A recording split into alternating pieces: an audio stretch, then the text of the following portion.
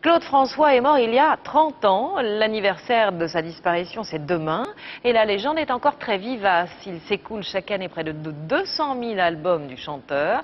La jeune génération lui rend aussi hommage avec un disque de reprise où l'on retrouve notamment Jeanne Chéral ou La Grande Sophie.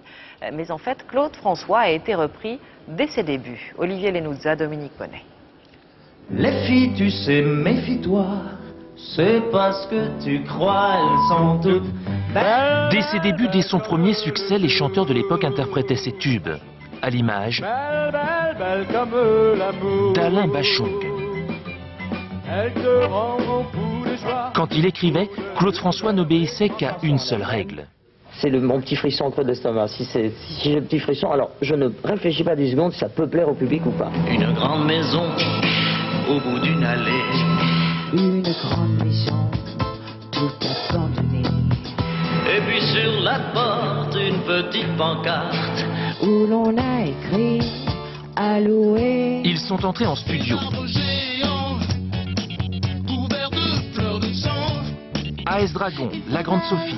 Quand il roulait, baf, quand il tournait, bouf, quand il marchait. La nouvelle génération Oui, sale bonhomme, quel sale bonhomme. visite le répertoire de Clo-Clo. Mal aimé, je suis mal aimé. À partir du moment où on la décale et on l'aborde différemment, on n'a pas l'impression de, voilà, on a l'impression de faire autre chose. Une petite larme m'a trahi Une petite perle. en me rendant ridicule à tes yeux. La petite larme chantée par Jeanne Chéral.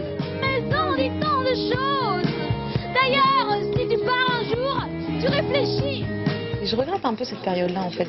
Enfin, je la connais pas, mais je me dis, j'aimerais bien avoir été une chanteuse il y a 30 ans pour justement pour ce côté hyper léger.